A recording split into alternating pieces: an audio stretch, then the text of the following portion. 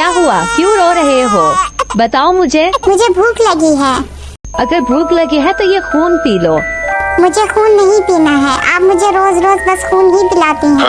आज मुझे चिकन खाना है। अगर चिकन ना मिला तो मैं ऊपर जमीन पर चला जाऊंगा और जो भी मिला उसे खा जाऊंगा। तुम ऊपर ना जाओ, मैं तुम्हारे लिए खाने का इंतजाम करती हूँ, इधर ही रहना।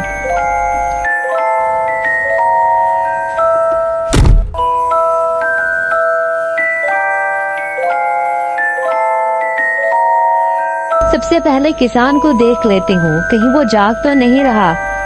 हाँ, ये सो रहा है।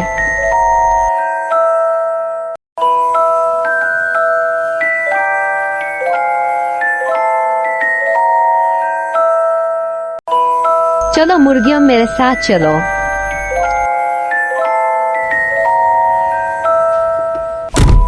देखो बिल्लू, मैं तुम्हारे लिए कितनी सारी मुर्गियाँ लेकर आई हूँ। हाँ माँ।